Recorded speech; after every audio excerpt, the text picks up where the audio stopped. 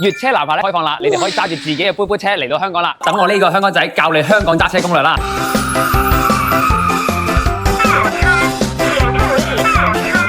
香港嘅停車位咧要好小心翼翼，好彩我生得瘦啦，係好窄嘅。我想講咧，呢一個示範位咧已經係香港停車入邊咧比較寬闊㗎啦。有一啲咧係會再貼到得咁多嘅距離嘅啫。嗱，如果你自認咧你嘅泊車技術咧唔係好到家嘅時候咧，咁就唔好夾硬嚟啦，變得瓜撐都不好啦嘛。嚟香港最大嘅分別咧同內地咧就係我哋香港係右軚車嘅呢一邊，同內地係完全相反。等於內地行得快線小車道嘅就係應該喺左邊啦，係咪先？咁但係香港咧喺右邊嘅，揸得好快嗰啲車嘅。咁所以咧，如果你嚟到香港可能唔係好識路啦，需要可能望清下路牌咧，咁啊盡量 keep 住喺左手邊嘅慢線行，慢慢揸都冇問題嘅，就千祈唔好行快線啦。咁香港生活比較急促啦，好多打工人咧遲到就要扣錢㗎，咁所以我哋平時都好趕時間。所以你見到快線嘅車冚冚聲去嘅，咁你就唔好跟住啦。咁啊盡量靠埋一邊慢慢揸，欣賞下香港嘅風景啦。每一日咧就可以有100個名額咧嚟揸車嚟到香港嘅市區嘅。咁呢樣嘢要抽籤啦，咁但係記得要買齊保險啦，換咗香港嘅駕駛執照啦，內地駕駛執照咧都要通過一個嘅免試啊，去轉換成香港駕駛執照先可以嚟香港揸車嘅。嚟到香港咧要買香港嘅保險，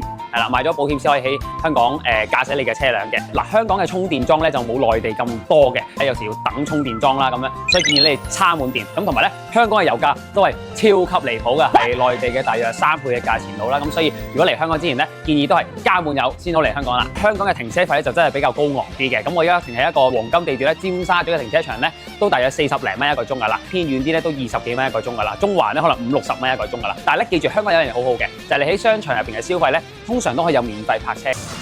嗱，咁喺香港咧泊車咧入閘啦、出閘啦都係需要用八達通嘅，所以你嚟香港之前咧記得準備八達通啦。你可以喺地鐵站買啦，又或者如果你買唔到嘅時候咧，其實喺 iPhone 入邊咧都可以用 APP 去買嘅。只要你下載香港八達通嘅 APP， 咁你就可以喺網上購買一張電子八達通啦。香港好多高架橋嘅或者高速公路，你用10公里計咧，其實咧香港開車係10分鐘，喺內地咧可能要半個鐘啊，甚至可能40分鐘啊。錯過咗某個高速口咧，可能要兜1個鐘先翻到嚟。但其實香港咧俾多5分鐘、10分鐘就翻嚟啦。咁所以咧，如果你萬一都係可能係一啲嘅高速口嘅時候，覺得行錯路嘅時候，明明係實線或者係唔切得線嘅時候咧，就唔好夾硬嚟啦。咁啊，寧願下一個路口再轉翻，其實都係用多可能10分鐘嘅時間，因為咁樣就減少好多嘅危險。嗱，仲有一樣嘅交通規例咧，同內地好大分別嘅就係咧，內地咧可以紅燈之下咧可以有限度向右轉嘅，咁但係香港係冇嘅，係只有綠燈先可以向前、向左、向右咁樣行嘅啫。記住一定係綠燈先可以轉㗎嚇，紅燈就千祈唔好轉啦。